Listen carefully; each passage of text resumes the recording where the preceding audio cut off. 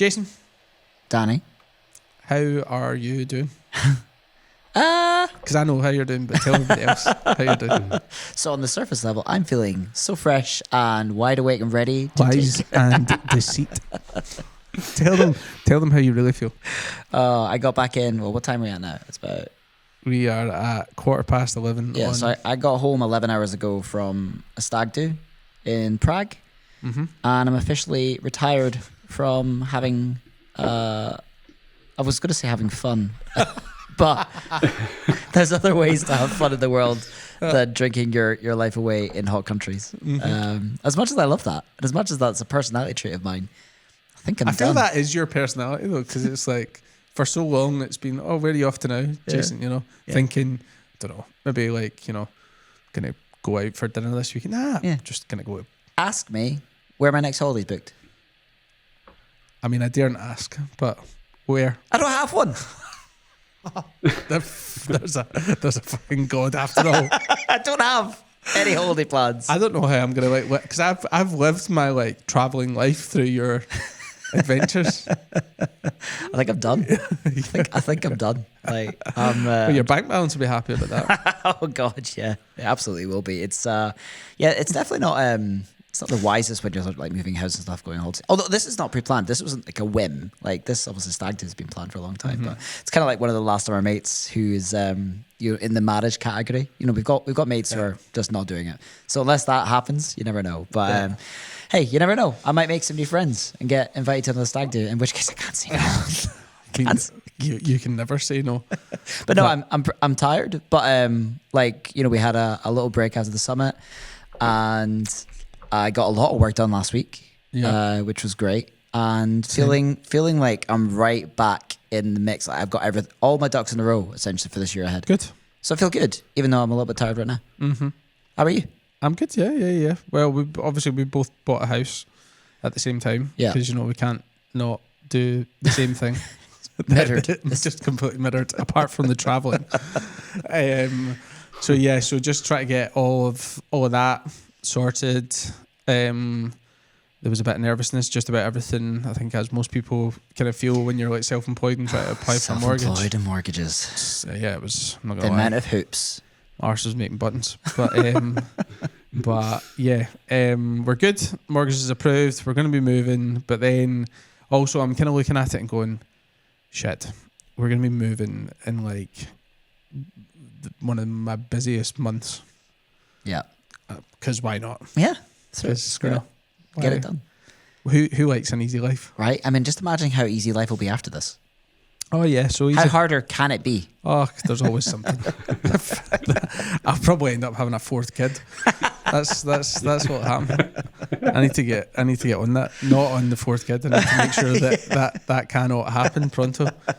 But yeah, no destinations, no destination holidays or anything like that for me this year. But speaking of destinations, we have an awesome guest with us on the podcast today, who doesn't mind a wee destination wedding or two over the course of the year. But we have Mr. Zade Cross from Zade Films. How you doing, mate?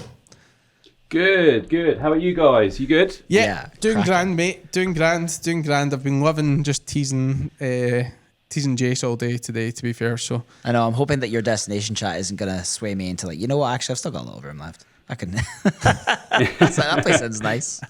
You can always fit a bit more in, can't you? You can always squeeze a few more bookings in. Especially if it's work related, right?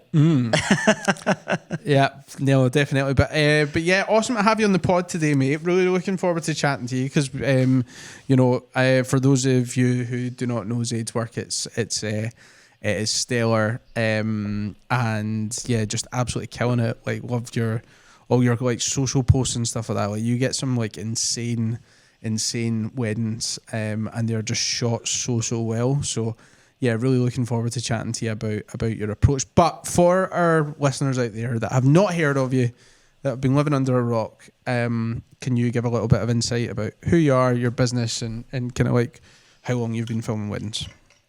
Yeah, okay. And thank you for the amazing intro, man. That's like, yeah, I'm humbled by that. But yeah, I'm Zade. My company is called Zade Film Co. I've been shooting weddings for around 7 years now.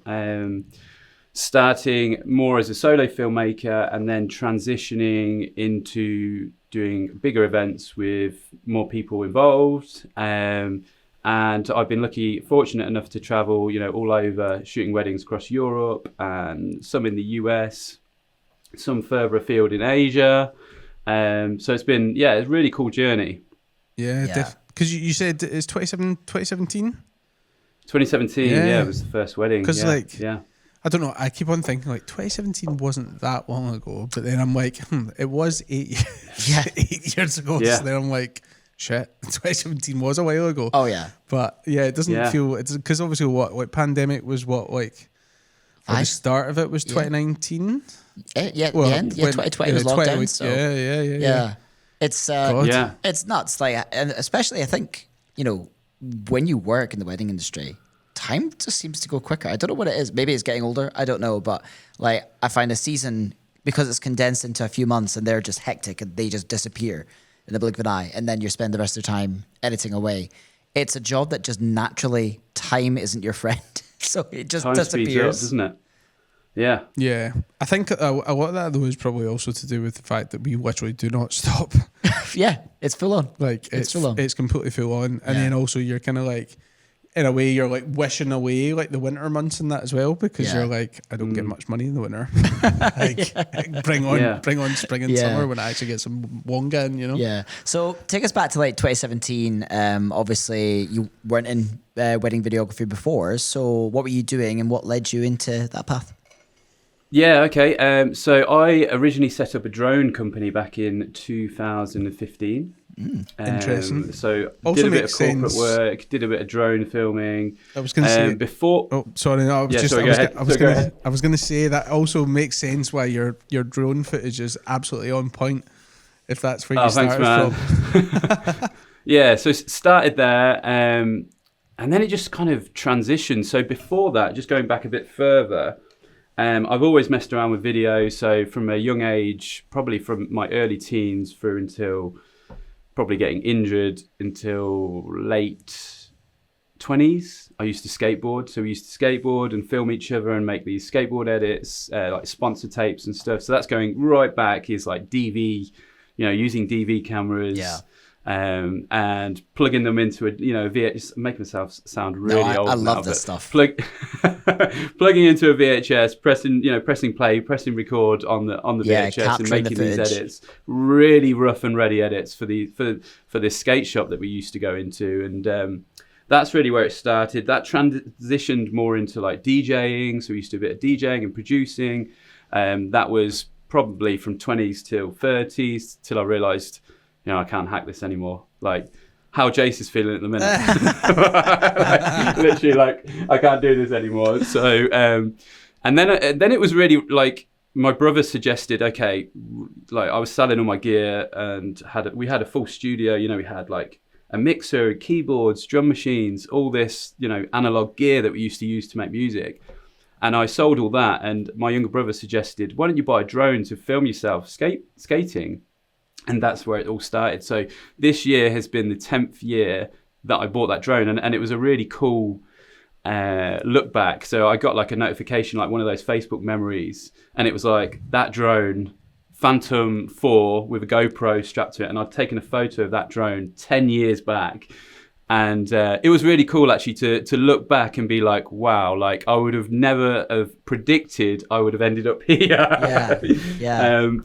So yeah, it just transitioned from corporate work into weddings, and then I did my first wedding in 2017, and then it's just gone from there. So it was originally like a very corporate company, rebranded that into Zade Film Co. That has since gone through like so many different iterations with the branding and the logo, and it's just really, I feel like when you get into something, you dig into it, don't you? It's like, how can I do this better? This niche, how can I improve branding? Okay, filmmaking and all these things you're digging into and just improving like little bits, over time. And this is kind of where I've ended up. So back then, did you have like, obviously, so you were digging into things. Did you have like any sort of initial ports of like inspiration, like were people who were inspiring you in the industry, and has that evolved over the years? Like, because sometimes like you grow out of that and you're like, oh no, I'm into this sort of style now. Yeah, it's so originally no. I remember filming my first wedding. I didn't have a clue. I was using tripods, and I remember we had the big Ronin-M gimbal, and it was so clunky. I was just sort of feeling my way through it. Yeah. That big old beast. I've still got it here actually. It's an amazing gimbal, but it's probably not great for weddings, you know, because of how beefy it is. But inspiration, so it's just doing courses. I did Richard Lang's course, which was great. That was back in maybe 2018, 2019. I just done it last week. It's great, isn't it? Yeah, it was really good. Like really insightful. I think we'll do a pod on it. And we'll bring Richard onto the pod, but yeah, because I'm in the middle of doing like his mentoring and that as well for the year. Yeah. So. Not that I've been able to start it yet because like we've had so much on, but like I think I've like paid him like twice already or 3 times, and I'm like, sorry, I need to keep on pushing the date back. But we will get to it. But the course clarity, it was great. It was just, I loved how like simplistic his approach is.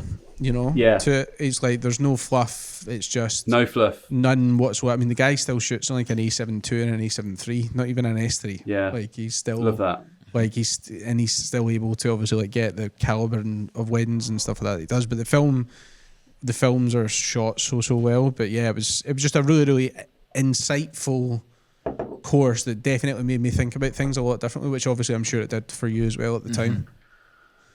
Yeah, definitely. I think his approach is amazing, how stripped back he is, and you know the no fluff on the course as well, and like the business side of it I thought was really good as well. So that my approach kind of took a lot of inspiration from that, you know, handheld, shooting quite sort of, I think back in 2019, there was a bit of a trend in that kind of darker, like moodier sort of vibe, wasn't there, with lots of silhouettes and spotlighting and stuff. So I really kind of got into that. And after that, I think initially when you first get into it, you're just feeling out what you enjoy, aren't you? And you're taking little nuggets of inspiration from here and from there. And then slowly you work out, okay, this is exactly what I want to do over the years. But it takes time to build that up. So I would say my style has completely changed, you know, going back to 2017 to now. It's just transitioned into something that's completely different. And it is just taking those nuggets from, you know, different courses that you do. And again, it's inspiration from the industry, inspiration from outside the industry. Also DJing as well has been a huge inspiration for me, you know, taking that music side and bringing that in, and producing music, working from left to right. You know, it's basically the same as when you're creating a video, you know, you're working left to right. So yeah, it's been a really fun process, and quite sort of, to end up where you end up is quite fascinating when you look back, you know.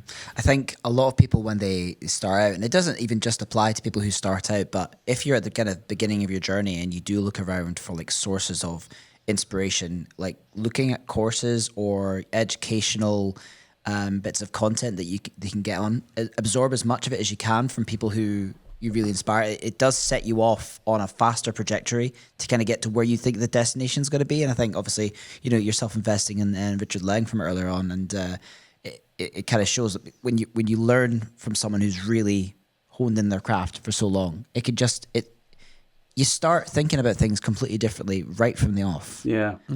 So yeah, it's another point for education.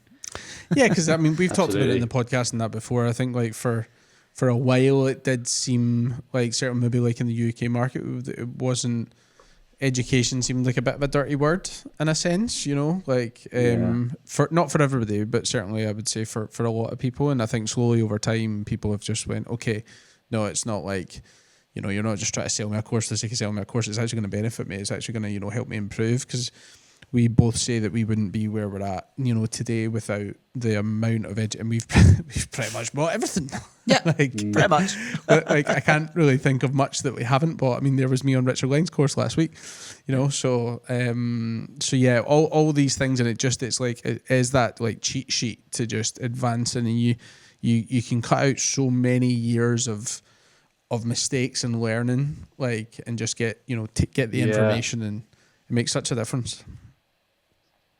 I think it's really shortcutting that trial and error, isn't it? You know. Oh yeah, massive. You make a lot of mistakes, Yeah. Or even just like figuring what you should be trial and erroring, because some of the stuff that I've taken from education is things I haven't even thought about and thought, oh, actually I could utilize that, but I don't know how specifically to utilize that in the business, but trying it out and introducing the idea to me to be able to try it out is that's been helpful. You know? It's like the permission to try it as well, isn't just it? opens your eyes. It just opens your eyes. Massively. So your obviously your approach would have originally been like, you know, solo filmmaker. I would assume, you know, like the majority of us.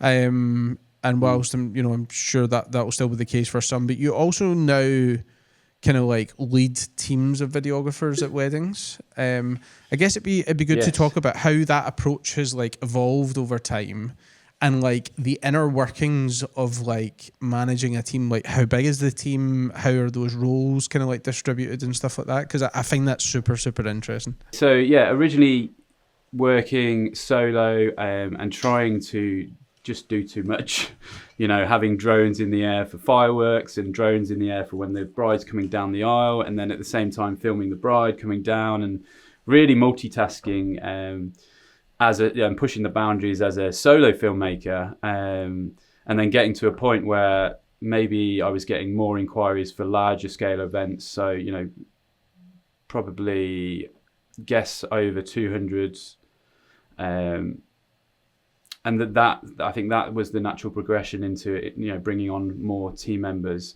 In terms of managing them, it's lots of planning. So what I usually do is I have like a spreadsheet with everybody's names across the top of the spreadsheet, timings along, you know, down the bottom, very granular, and then I'll literally plan out what each filmmaker is doing across the day. And be as thorough as I can, obviously with the view of it is a live event and it does need to be flexible. But it's more a sense of, you know, if you've got 2 or 3 different filmmakers shooting with you, what you don't want to be doing is all doing the same thing, you know, all shooting on a 85mm or all shooting on a 50mm. It's like, I will usually try and work out, you know, if it's a entrance, we might have somebody, the second filmmaker, following the couple in with a wider lens, and I'll be capturing the couple coming in on a 50 or a 75, and it's trying to take advantage of that extra set of hands and extra cameras to really be able to sequence key moments in a really creative way. Something that, you know, as a solo filmmaker, a lot of the time you're just getting the bread and butter, you're getting those main shots, because you don't want to take too much creative risks on those shots. You don't want to concentrate on a drone shot where you're not necessarily going to get that aisle shot of her walking down, or so it's really been a natural progression in terms of the inquiries that I've been getting. And also I feel like now, once I've had those options, it's really hard to go back and shoot solo. I've done a couple of solo gigs recently, and I always find I still want those options, you know, and I'm like, oh, why didn't I do that? And why didn't I do that? But you literally, there's only so much you can do as one person.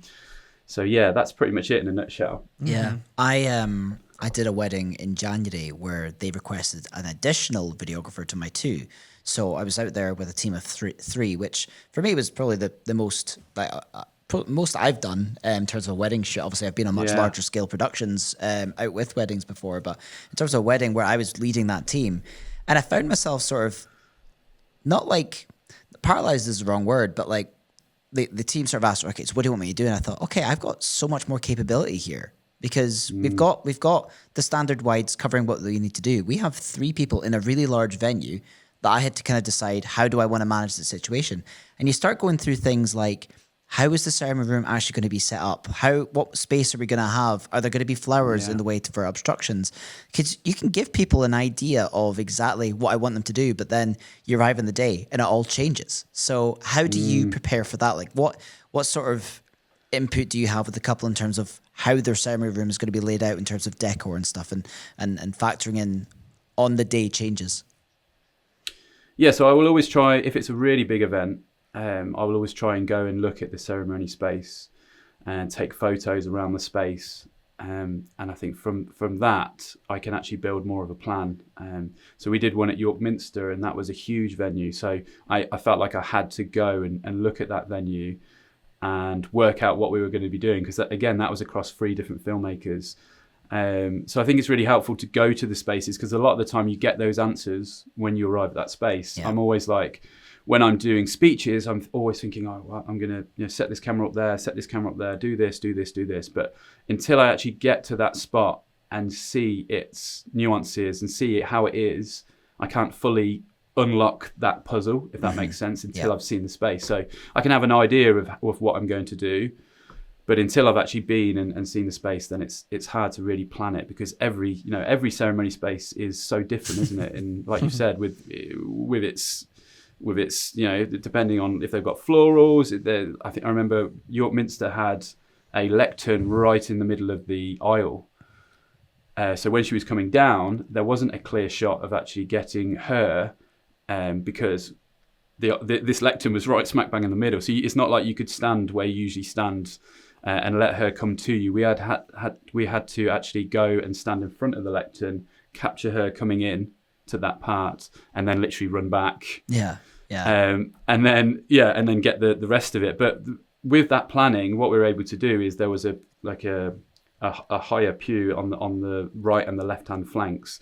So we had a filmmaker in there who was on a video tripod, and they were tracking her from a sort of side perspective as she came in. So as I sort of pegged it back, and I got her coming in, as I pegged it back, he was sort of tracking her as she came in. Then we had another filmmaker that was concentrated on the groom, so he was just holding that shot on the groom for when the groom then spun round to see her coming up the aisle. And then it was a case of, because they had the lectern, we had to move a tripod in front of that lectern at a certain point, and then move it back out at a certain point, so it wasn't in the shot of when she walked back up the aisle together. So there was lots of things to plan, but we only worked that out from going there and taking those pictures. And then what I did with them is we literally, we did this spreadsheet, we did a call, and we ran through. And then those pictures that I'd taken, I literally sort of annotated those pictures with arrows and stuff, and said okay, so we'll move cam 2 into here, and the second shoot will be here, third shoot will be here. So visually, everybody could understand what they were doing at what point. I do. I remember the conversation we were having during dinner at the day when I shot with 3 people, and we just looked at each other and we're like, "This is so great having 3 of us." We didn't, although there was a lot happening, I don't think any of us really felt that stressed, because we did know what each other was doing. Yeah. But you knew it was always covered. Something was always covered. Microphones were getting attached, tripods were being moved, and I could just focus on, getting my core shots that I wanted to do. But I spoke to them during the drinks reception, saying, "Oh, have you got this? Oh yeah, it's covered. Oh, this is covered." Everything was covered. 3 seemed like the ideal number. I don't know. Would you say 3 is an ideal number, or do you think you want even more? I would say maybe 3 for me is a little bit overkill in terms of the footage that I get. 2 I think is great, but if it's a big wedding, then maybe 3 is good. But I find with having the additional shooters, it always takes longer in the edit, so it adds to your editing. It does. I think I've had sometimes I've turned up I've started an edit and I've had 2,500 clips to go through, and it's that's a lot. That's a lot. But it's amazing having those options, isn't it?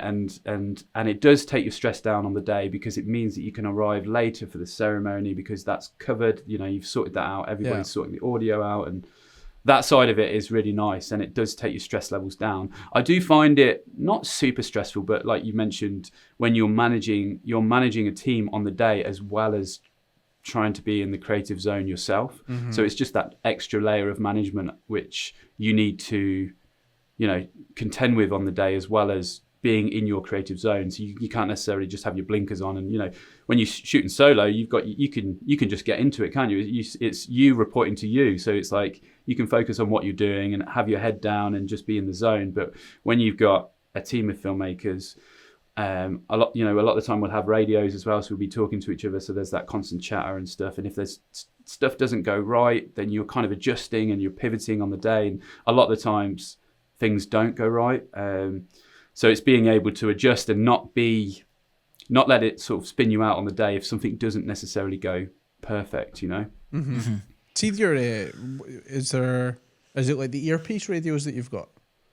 Yeah, so it's an earpiece, and there's a little button here. Nice. So it goes up. It's a clear earpiece, and when you talk, you just press the button. Love that. So you're not constantly talking to each other, but you just press it, and you can say ceremony set up, speeches ready for audio, tripods in place. It's fantastic. I It's find really good when you the have it. absolute professionals. Yeah, I Love find it. it amazing that, you know, I've been in this industry for 16 years and I've witnessed so many different people giving the hand signals. Why have we not formulated an Yeah. official hand signal alphabet to what we need? Like ceremony, capture the groom, you know, something like something that's internationally known that's what we want. Because no one's got earpieces, just but see we the all amount- need them. The amount of time that they're just kind of looking at you blankly, and you're just like, Yeah, They're and like- they're kind of going like, what, like what? And you're what, like, what is going on? Your the earpiece things then are they quite expensive, or I'll need to get the link. no, I for don't think them. so. No, I think they were around sort of 300, so they weren't. Oh, that sounds they weren't, right. Yeah, that's not weren't too bad. massively Yeah, add to expensive. basket. The ones that we've got, I probably would change because they were the best in the reviews, but they're bright yellow, so I am going to change them because Okay. if you're wearing a suit and you've got this big bright yellow thing, it's a bit visually, it's not great, but. Yeah, I mean they've been great. If you're in the same place, even if you're working in like a historical place, it's got really thick walls. You can still communicate really That's good. well. It's so it's handy.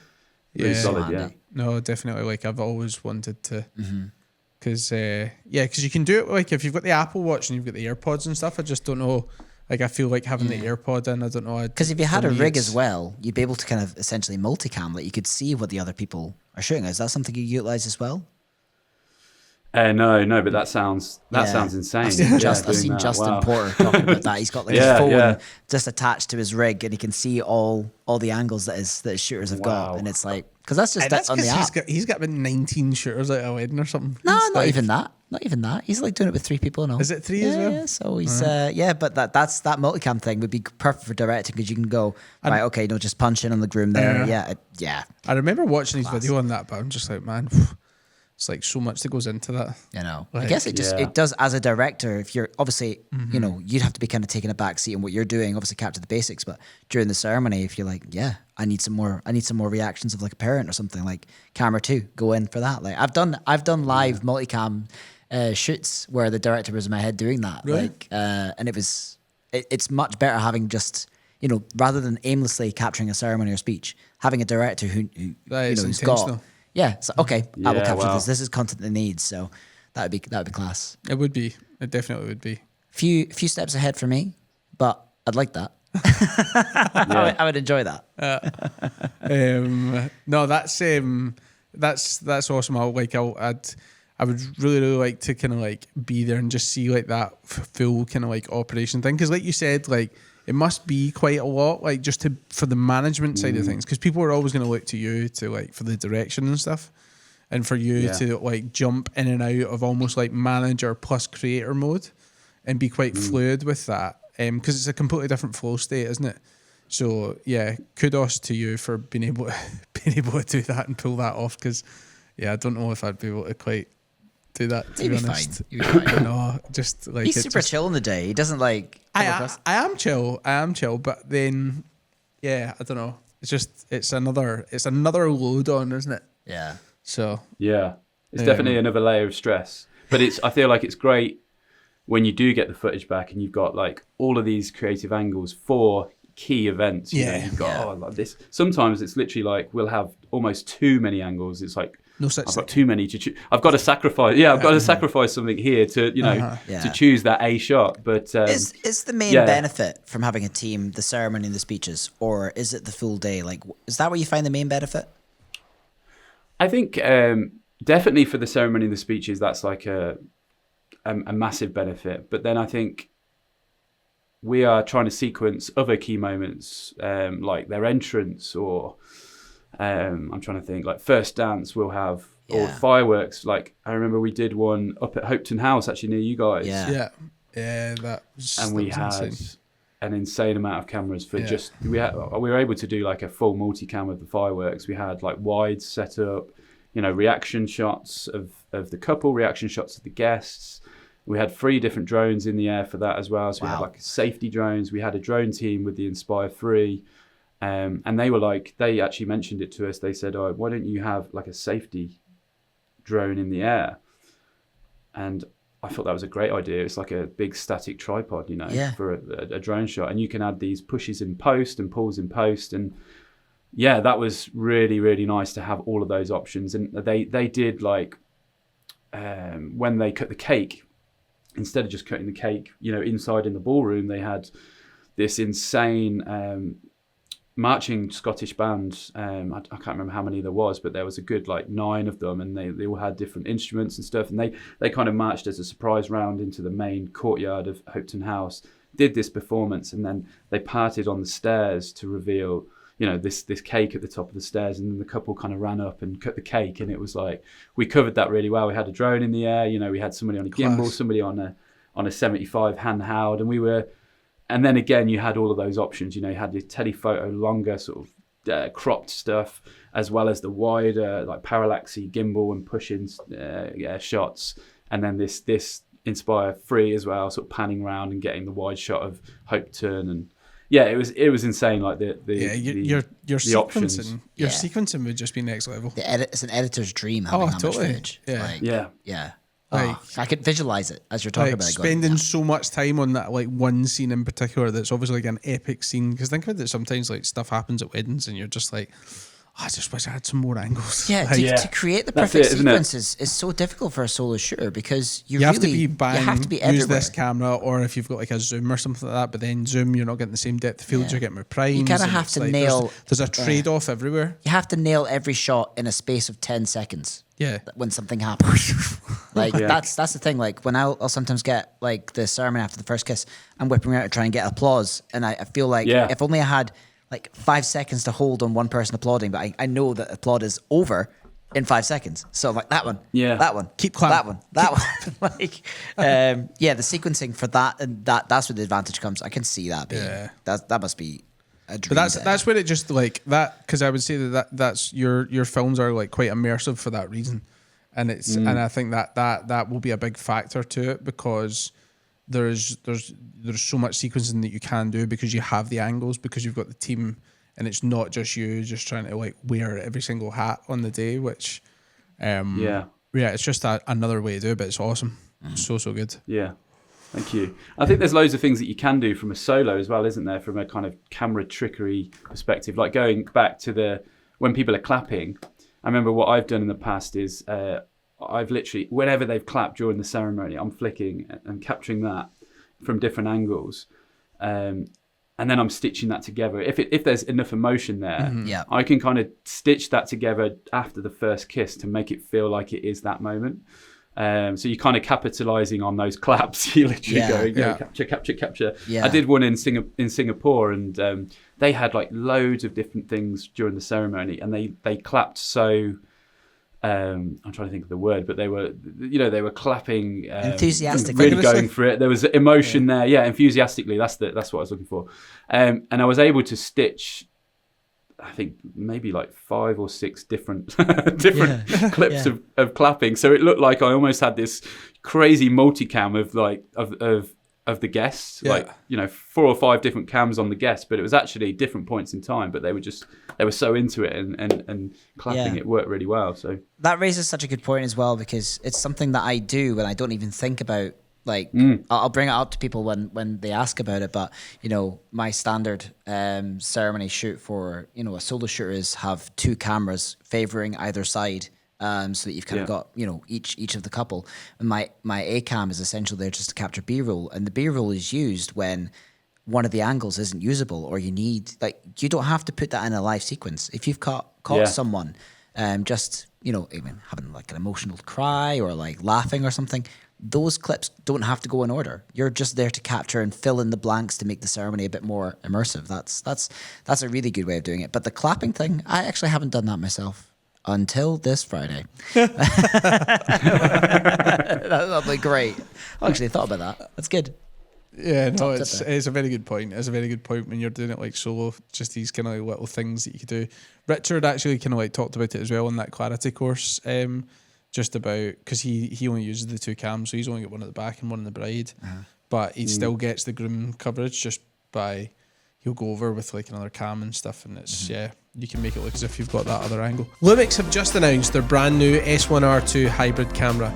And wouldn't it be great to try before you buy? Well, why not take advantage of the Lumix loan scheme, where you'll get the opportunity to hire a camera for up to 48 hours. Imagine that. 48 hours, try before you buy, you get to test the camera out and make sure it's the right one for you.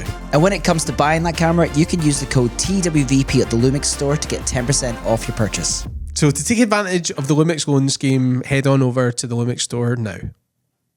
These, obviously these like really big weddings and stuff like that you're getting, awesome weddings. How are you, I guess, first of all, what are you doing to kind of like marketing wise to try and attract these kind of clients? Just thinking for like somebody that's really wanting to get into that kind of like space and that side of things, maybe that's what they aspire to get into. What kind of advice could you give them? Yeah, I would say when I first sort of got into it, I've always put so much passion into the editing and to the attention to detail, and I feel like that has almost a subconscious effect on the people that are looking at your films. So if you spend, if you're taking your time and you're not rushing things out, and you're, maybe from a business aspect, it's not perfect because you're probably spending a bit longer on the films that you are creating. But I think in the long run, I think it helps a lot because, I've had couples that have come and looked at the work, and then they've gone and looked elsewhere, and they've gone around the houses, and like so many times I've had people come back and they've said, we've looked at your films, and then we've gone and looked elsewhere, but we've come back to your films, and that we can't explain what it is, but there's something in there that we're drawn to, and that we feel. And the only thing that I can kind of get from that is the passion, and that kind of obsession that goes into the edit process. So I think from a marketing aspect, maybe making sure like that your product is like literally the best that you can put out there.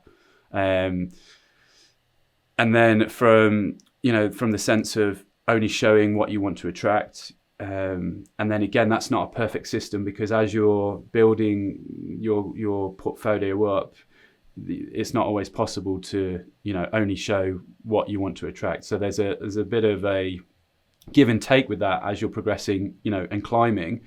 But then as you improve, hopefully, if you're being sort of precise with that and only showing exactly what you want to attract, you then begin to, I think when people look at your work, it resonates more with them because they can see themselves, your particular client, they can see themselves in your work. Mm-hmm. Yeah. I think there's a lot to be said about, people rushing out stuff for like teaser, because obviously a lot of people put a lot of pressure on themselves to deliver a teaser within 48 hours, especially in today's landscape when, there's a natural impatience in the world. But sometimes I can absolutely knock something out of the park in 48 hours and be super proud of it. And then another 48 hours will go by on another project where I'm like, man, I really don't know where to go with this one. When maybe it gets set out. And, but, a lot of us got into this because of the creative side of it. They really wanted to create the most epic film for our clients. Even when it comes down to a teaser, like that's the bit that's going to be exposed to the most people out with the wedding. Yeah, that's right. So especially this day and age, it's Instagram, isn't it? A lot of people are and I feel like sometimes it's tricky, isn't it? Because people are looking at like a 1 minute Instagram teaser and they're judging like what they're going to book on that.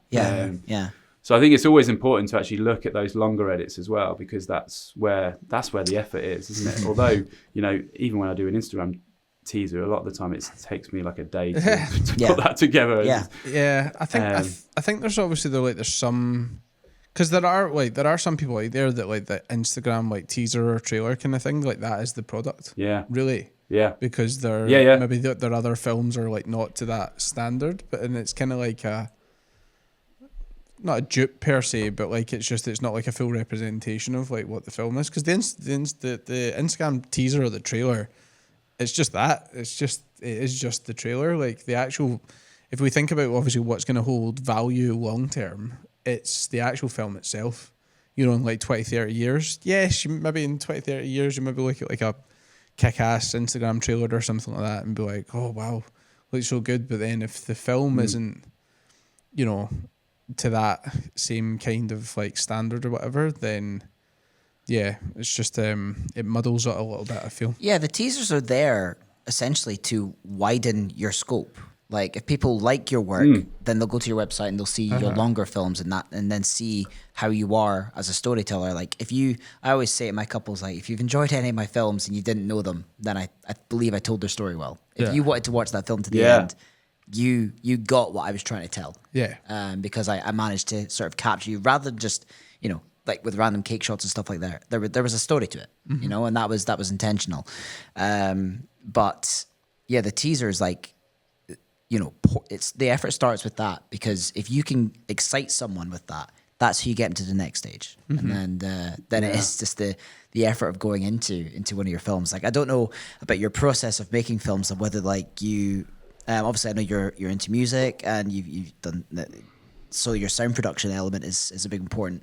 Are you building your story first? Are you building the soundtrack first? Like what's your process when you're sort of putting that together? Yeah, so it would usually be ceremony and speeches, so editing those multicams first, then culling all of the B-roll, so putting all of the B-roll into a timeline, trimming it all, getting rid of stuff that you're not necessarily going to include in the edit. Then I would usually lay the music down. I'd find the music, lay that down. At this point, I've culled the speeches in the ceremony, so I've gone through and literally chopped out, labelled what's what, and found the very best of that dialogue. Then I am basically dropping the dialogue to and either extending or shortening the music to fit with those different parts of the dialogue and the different parts of the day. So in theory, when I start my feature film, I've got it already laid out. So the music's laid out, the dialogue's laid out with that music. And then I'm literally dropping in the B-roll as I go and working that in with what's being said. With the highlights film, what I try and do is look at the feature film and take out the very best from that. So a lot of what I'm trying to do more of now is actually incorporate live audio into the edits. So, plugging into a soundboard and getting the band if they're playing. That's a great way to start an edit, maybe using the band audio, a fast-paced, and then it's authentic to the couple as well. So you're starting with a bang with the highlights film.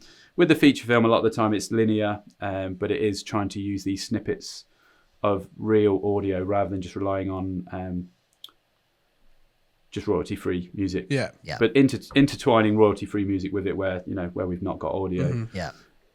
And then a little thing that I'm trying to do more of as well is, even if we've not necessarily got a recording of that particular track, if there's a track that they have, selected, then I'm using that track for, if it's the first dance track, or if they have like an amazing track playing for the dancing, I'll incorporate that with the dancing so it feels as if it is. But from going back to the highlights, I'll then work on the highlights, and I always find with the highlights, what I try and do is look for a really catchy hook to begin with. So whether it's some audio from the day, whether it's, more of a almost like montage of the day, a really fast montage, and then we're dropping out to the names, and then we're going, preps, and then through till dancing. I've also experimented with, complete, like some of the films on the website are literally completely jumping around to the point where it's actually quite fun in the edit, but it does take a lot longer because you're pulling from a linear feature. What you're doing is you're almost having to scan through the best things in that feature, but you're then building it into a timeline which is non-linear. So you're working and you're kind of working from left to right on the feature, scanning that, pulling these different clips out and dropping them in. It takes a lot longer. But what I try and do with that is just listen to what's being said in the dialogue and just feel that dialogue a little bit and drop in, some, even if it's completely random, but if you drop it in, it kind of makes sense to the dialogue that's being spoken at the time. And it's like, okay, that works. But it is a very, it's a slow process because you'll drop stuff in, you're like, actually, that doesn't work, take that out. And then you're grabbing from this linear timeline and dropping more in. And whereas if you're building, a lot of the films that I'm creating now are generally linear, because I just feel like, especially when you've got more people on board with more camera angles, it makes sense to tell the story in a more linear way because you do have the sequence there. So you're you're almost not abandoning that sequence. If you're doing it completely sort of ad hoc random and you're jumping around too much, then you're losing those sequences in a way. So a lot of them now are very linear, but what I try and do is start with like a cool hook, just to get people in to start with. Yeah, I realized I went on the tangent and asked you about your filmmaking, the way you're producing your films, but we were talking about marketing, and I realized that's just where my head went. But I'm going to go quickly back to marketing. From your sources of like where your leads and stuff come from, like is it generally Instagram, or is there other platforms that you're winning on? So I would say it's mainly Instagram. It's from a network of suppliers that I've worked with in the past as well. So I have photographers that I worked with in the past that I've got on with. So it's trying to kind of nurture those relationships and work with those people more regularly. The same with planners as well. Trying to keep fresh in people's minds as well. Yeah. So across the board. So for someone that's relatively new to the industry and they're looking to kind of build up a portfolio of photographers or other suppliers, like what advice would you give to someone new who's looking to build that list? I would say reach out to people and do styled shoots. Say yes to lots of things. Get in the mix. Go to the meetups. Work on, just get out there. Really, get out there, meet people. I think when I first started in the industry, there wasn't really that sort of community that we have now. We've got Coda, we've got what you guys are doing, which is amazing. And there's lots of other workshops and things happening where you can get out there and meet people. There's lots of different styled shoots happening. I would say back then there's probably less styled shoots. But maybe just, like for the first couple of years, I was really just very concentrated on homing in on my craft as a filmmaker and figuring out, so I would say just reach out, second shoot for people as well. Go and second shoot. And I think second shooting for somebody, you can learn so much just being there and second shooting and them explaining their processes to you, what they need from you and stuff. That gets you thinking, okay, I can take some bits here and learn it myself and apply it to my own work. So yeah. And with your Instagram content, obviously you've captured some weddings all across the world. I take it, are you specifying your SEO to be nurtured towards that? How are you with your Instagram SEO?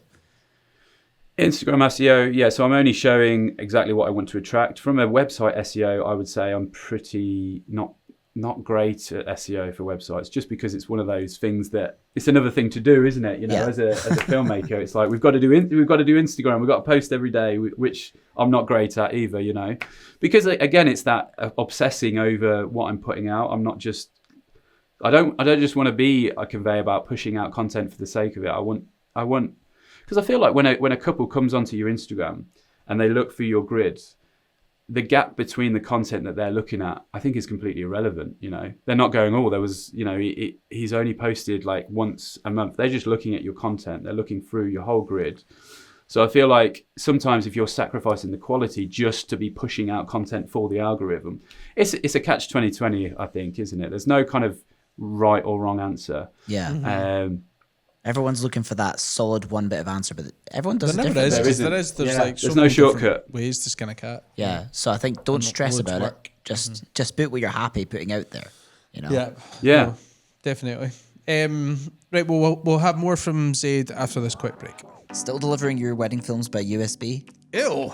We use VidFlow, the sleekest platform for delivering your wedding films. It makes your couples feel like they've got their own private Netflix. Plus, with their white labeling service, you can customize everything from the branding to the custom domain, so you can make it super personal.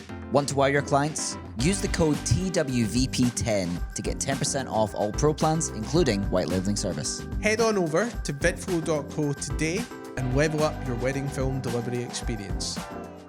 Let's talk about backlog. Woo! Editing piles up fast and is overwhelming. That's why we use brideandgroom.video, a wedding editing company that delivers stunning wedding films faster without compromising on quality. If you're looking for an editor that's going to match your unique style so it feels like you've made them, you've found them. Use code TWVP75 at checkout to get £75 off your first order and try out their service. Clear your backlog and grow your business. Try brideandgroom.video today. Hasta la vista, backlog. Let's now delve into your wedding film guide that you have that you've recently released. I have bought it. I can vouch that it is packed to the absolute brim, full of like just pretty much like end to end, like what you need to do. But I'll go into it in a little bit. If you can just give us a bit of background first of all, what is the guide? Who is it for? And I really want to know how long that took you to make. So lengthwise, it probably took about a year to write. Wow.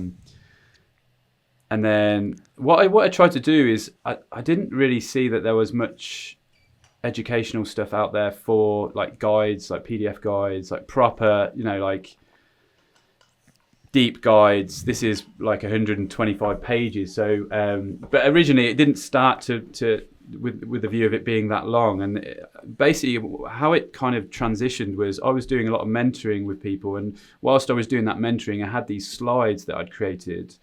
Again, just to keep us on track to refer back to, and those slides almost gave me the idea of, okay, maybe I could make a book out of this, maybe I could make a guide out of this. And it was, okay, I'm going to make like a handbook, maybe 30-page handbook. I think at that point it was about 30 or 40 pages, these slides. And then it transitioned into this guide. It was a bit of a rabbit hole. So it's like when I started, I wasn't really sure how I was going to piece it together. And then as I worked on it, I just kept sort of pushing stuff in and getting these ideas of, oh, okay, maybe I could do, like a film overview, and then I can do a full schedule of the day. I thought that was really important to have that full schedule of the day and talk about not just the technical bits, but the nuances of how you move through the wedding day and the things that I've learnt, again, obsessing over these details of shooting these weddings and where to be with what camera at what point, and when you're on a gimbal, and all those little intricacies, to actually be able to share that, amongst the technical bits. And it was like a rabbit hole, really. I started it and then I was like, whoa, this is 125 pages. It's got a little bit out of hand, but I think, I've just really tried to pack in all of my experience from working all over the world, from doing solo shooting, and then also referring back to little tips on working as a team as well, because I thought that was quite a nice sort of, to reference obviously solo filmmaking, but then as we're working through the day, it's like, oh, okay, if you've got a second filmmaker, maybe you could get them to do this, or if you've got a second and a third filmmaker, maybe you could, for the entrance, you could do this as a solo filmmaker, but then as a team, you could experiment and do this and this and this. So I think the whole idea is just to get people's inspiration going, to get people's ideas flowing. And I would say who it's targeted at, I mean, for somebody that's just picking up weddings, it's like a blueprint. Yeah. You've got this blueprint. You can literally revise and refer back to. It's almost like a workshop in a book. I feel like sometimes with a workshop, if you don't necessarily get the slides of that workshop at the end of it. We don't always. Whereas with this, you're literally getting, you're getting something to refer back to constantly. So, and then the way that it, when I first started, I was going to put it together myself and do the design myself. But then I ended up working with the guy that's done all my branding, my website, all of that side, because I wanted it to be like aesthetically and visually amazing. Like when you open it up, I wanted you to the people that purchased it to be like, wow, okay, this is beautiful, as well as having the amazing content in there. I wanted it to be really thoughtful in how it was designed and visually how it looked, basically. That was a good move. That because it impressed me a lot when I was browsing through it. I'm like, this absolutely looks slick. So knowing that you've actually, because if I was to ever do something like that, I know that would just be a blocky slide or something. Like I've purchased so many digital assets online, like with their little PDF guides here and there. Let me tell you, they're like 2 or 3 pages that give you a little bit of guidance. You read them for about 5 minutes and you go, okay, I got a little nugget there. When Danny opened this up and was like, have a quick look through this for the podcast, I'm like, this is, do you remember Encarta? Like Wikipedia before Wikipedia, right? This is Encarta, where it was like an We're not that encyclopedia old, Jason. on a floppy disk, right? On a floppy disk, an encyclopedia on a floppy disk. It turned to CDs because you used to have to get like 8 CDs. What's a floppy disk? Right? So to load like I know, right? Honestly, it's an encyclopedia. Like, as you say, for someone who's just started out, there's going to be elements of the day that they're going to know, and they're going to rethink how they know it. For people who are experienced, there's going to be things you can fine tune. There's going to be things you can take away from it. It's, as you say, something that you can reference over and over again. Yeah. You knocked it out of the park with it. Thank you, man. I thought it was impressive how it feels like, you know, it's everything really that's like in your brain, you know, and you just laid it all out on the dock.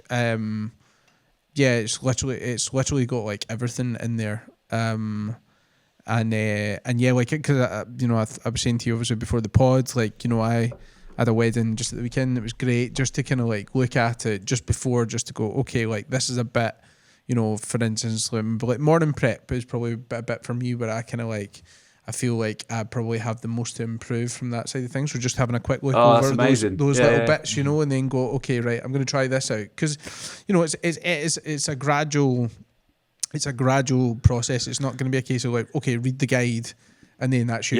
You know, you can just rock up and everything's fine. It's like the way I've kind of looked at it is, right, okay, it's almost like chapters of, I'll have a look at that, and I'll try and implement some of this and see how I get on, and then just fine tune it to the point where it just becomes, that's your part of your workflow, and then it's like, okay, let's move on to another bit. But there's so much good stuff in there that it's just, it's so invaluable for anybody to have, and like you said, anybody to refer back to, because as you rightly said, you know, with workshops and stuff like that, you don't always get the notes afterwards, and you have to kind of just, you go by your own notes, you know, your own notes, you've actually taken, which, you know, sometimes you read it back and you go, what was that bit about again? I think there's always, and I feel like sometimes you're so busy making notes that you're not actually absorbing what is being said. Exactly. You know, sometimes you're kind of distracted by that. So but going back to what you said about that sort of taking little bits out, I think that's the process, isn't it? It's like you have a toolkit, and you're adding to that toolkit gradually, and I think that's been the process since 2017. It's, you know, just adding these little sort of parts to your toolkit and remembering, okay, like that went really well, I'm going to carry on doing that next time, and that didn't go so well, so I'm not going to do that. And I feel like the guide is basically all of what I've learned, and that experience of shooting the weddings over such a long period of time. I've tried to push in all of those little shortcuts and those nuggets where I've gone, actually that really works, I'm definitely going to keep doing that, and that doesn't work, so I'm not going to do that. So it gives you that kind of shortcut. I always think as well about the time of year where something like this becomes valuable. You know, in winter when you're quiet and you're sort of you're kind of building up that, okay, wedding's coming up, and getting that pre-wedding anxiety and need to remember how to film it. This is such a good reminder for that. During the summer when you are just end-to-end weddings and you're just needing a sort of a reminder, like, because it's easy to drift off track if you're just filming weddings, and you don't necessarily get a chance to look at them because you're, you know, in backlog or something like that, so you don't see your mistakes. But I think with that bit as well, though, it's also, when maybe you've got like this concentrated period of weddings, it's also very easy to just go, for instance, with the extra safe bog standard option that you're like, okay, that works. Like, I'm just gonna, like, I just need to get the coverage. It doesn't have to be too.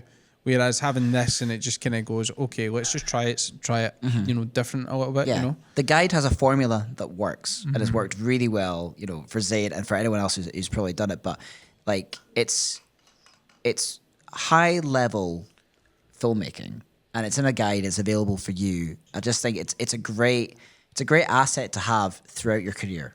And it just, definitely. I mean, I'll be referring back to it for the I'm buying it. It's, no, I'm like, I love that. Right, Christ, that's because that's a novel and a half. I love it. It's I mean, it is a chunky boy. I just love education. I just, like, you know, I get excited when I buy something, and I just want to delve through it, you know. I love all definitely. that. And that, you know, a big thank you to you for like all the effort and time that's taken off it. I'm not surprised it took you a year. Just with like how much is in it, and I think, as Jay said as well, like, it was definitely the right move. getting that like aesthetically just looking nice as well, because it's like it's a pleasure to open, and it's like, and it's also not Oh, like that's good to hear, man. it's also not overwhelming in the sense of, I think, just how it's laid out. It's because there's a lot of information in there, and it could easily just be screeds and screeds of text or whatever, and just but it looks nice, so you kind of want to. It makes you want to read. And then want to kind of like digest it all, you know. So, no, when's the audiobook coming out? Read it to me.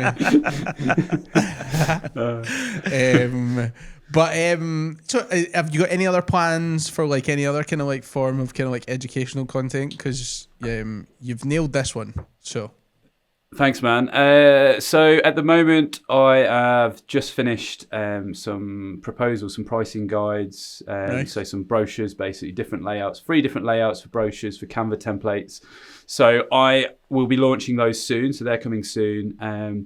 I did start working on like a masterclass, and I think I underestimated how much work goes into that. So that's been, again, it's a winter job, isn't it? You know, it's not a summer job. So I started on that, started recording that, and I will be sort of revisiting that. So I think the book is a lovely sort of precursor to that. So I found with the book that it was much easier to describe the workings of filming and dedicate it to the filming side, then try and go into the editing side, if that makes sense, because you end up with a lot of different screenshots, and it's easier visually to show the angles that you're shooting when you're filming. But I think if you're going to go and talk about the editing side, then I think you need to be, you know, sharing a screen and talking through the different, you know, those more, that process more, I think. So that there is a plan to do that, but I have no idea when it's coming. Well, it's good to have you in the educational space, though, because it's Thank you, clearly man. providing value. So I want to go on to that point, but I want to just round up the guide if we can. So can you tell us sort of where that guide is available, what it costs, and anything else that we need to know about it?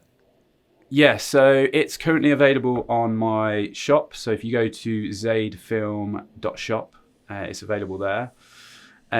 Priced at the moment at, I think it's £300, but I'm sure we can sort out a little discount code for the podcast, so we can sort that out as well, and we can add that on. Nice, amazing, yeah, nice. Yeah, well, awesome. we'll put that in the show notes when this launches. And go and check it out. 100%, like it's worth every penny. So amazing. You know, even at the full price. So go and get it whilst that discount code is live. Tripping up over my own tongue. Yeah. So on the when I was going to talk about education. So obviously it's great to have you in the education space. When is it that you knew that you kind of wanted to enter that space? Okay, so that transitioned, I think, from doing mentoring.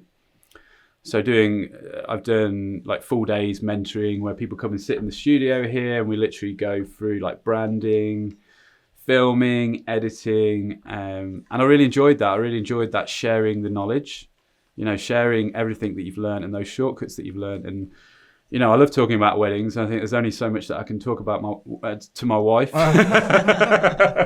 Yep. So yeah, and I had a lot of people reaching out, like asking like what LUTs I was using, and asking about what cameras I was using, kind of all of those questions. So it started as mentoring, and then it's just kind of organically sort of moved on to, you know, doing the guide, really. Yeah. Mm-hmm. Yeah. What's your take on the UK education space as it's sort of evolved in the last, I say, year and a half, 2 years? It just seems like a completely different landscape, amazing. unless I've had my eyes closed. But Yeah, no, it's amazing, isn't it? I think what Rue's doing with coders is amazing. We've got people like Richard Lang doing Clarity. We've got you guys with the Summit as well. It's really popping at the moment, isn't it? yeah, I just think the industry's got such a good couple years ahead of it with all this going on. I keep saying that. Oh, but loads, like, and there's loads yet to come. You know, it's great to see, because we know, like, because obviously, like, Americans and like the Australians and stuff like that, and everybody else has been like so fine tuned into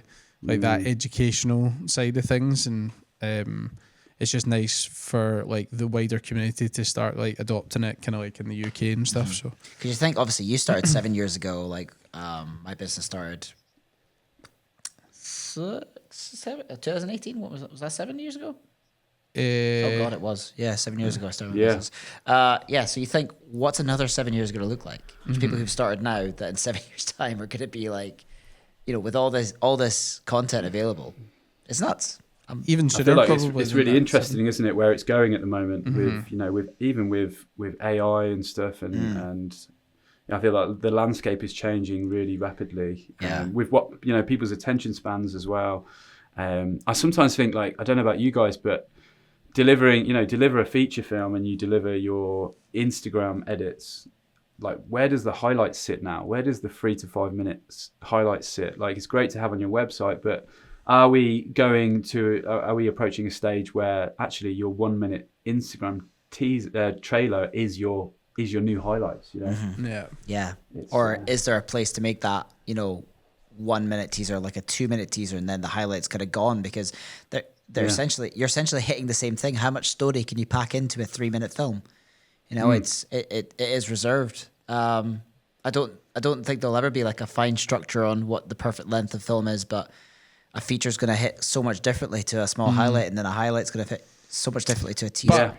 If you want to enter it into the British Wedding Film Festival, then it's no more than 7 minutes, just FYI.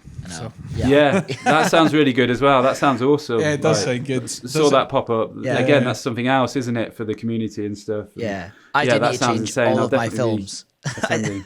I do need to change all of my films to be now under 7 minutes, because I'm like 1 minute and 15 minutes. That's my thing. So I need to shorten them up to qualify for that. But I'm looking forward to that. It'll be great. No, it'd be good. Yeah. Oscars for like wedding films, like, because I've always, and we said it on that last podcast with the Lawsons, and I've said it for day dot.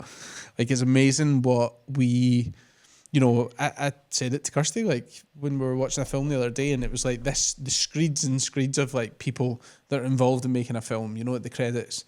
And it just, this one just seemed to go on and on and on and on. I was like, when's this going to end? Like, just get to the next film or something. And there's still a continuity editor in there somewhere. There's still an editor somewhere in that film. And I'm just like, I'm like, are you not just impressed with how like much like we're able to do? Like, on a day when there's all these people that are involved, and she's like, yeah, but you're not making a movie. I'm like, doesn't matter. It doesn't matter.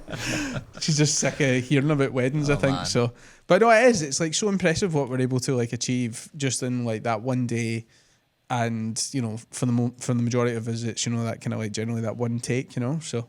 Yeah, and it's a one-man band as well, isn't it? You're doing generally, the full process. The shooting, the editing, directing. With these big movies. There's so many different cogs, isn't there, in the wheel? So, I mean, there's nothing stopping us doing the age-old YouTube thing where you go directed by Danny Rizzo, produced by Danny Rizzo, featuring by Danny Rizzo. I think folk will get a bit bored of that, but not at all. No, that's awesome, man. Like, thank you, again from us for doing it. I'm really looking forward to seeing what else you do in the kind of like in the educational space, because you've got a lot of good knowledge to share. So, thank you, man. Excited for the future for you, but for all of our guests on the podcast, we do like to just kind of like humanize them a little bit, because everybody can make mistakes.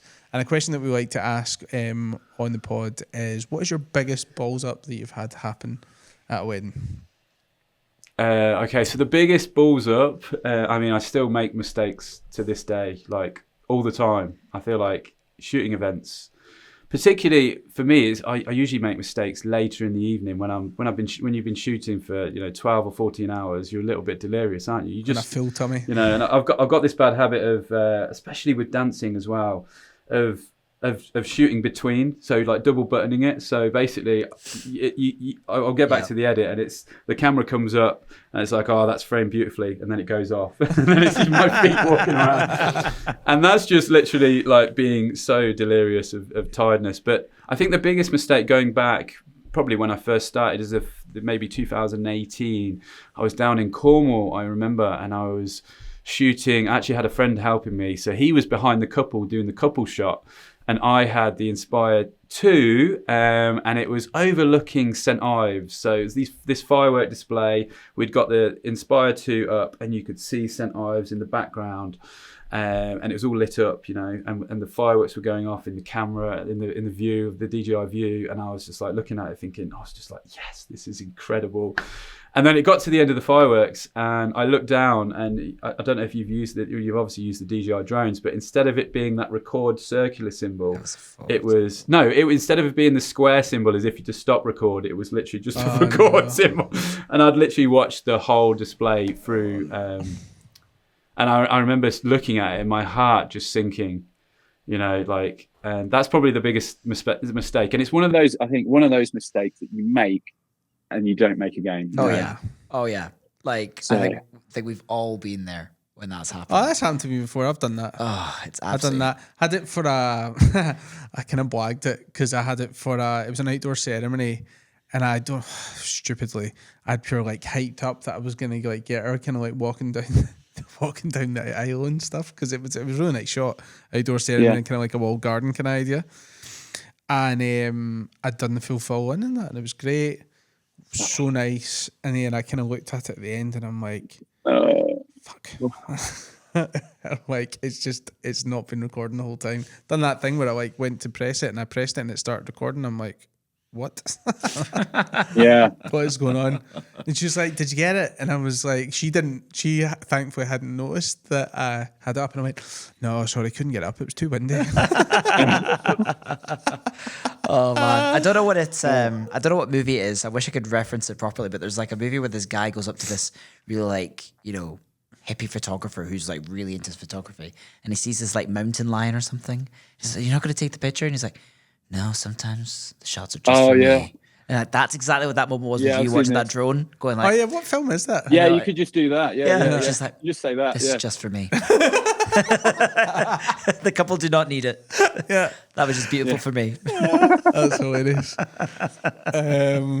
Class. Well, Zade, mate, thank you so much for coming on the pod today. It's been so good chatting to you, and you know, you've definitely shared a wealth of insight that our listeners will be buzzing to get stuck into. But again, for people, if they want to find you, if you can let us know your Insta handle and your website address, and obviously snap up that guide as well. I'm telling you, it's worth it. Yeah, thank you, man. So Instagram is, I think it's just Zade Film Co.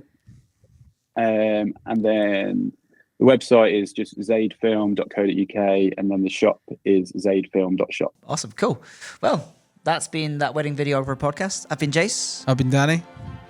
And I've been Zade. We'll see you next week. See you next week.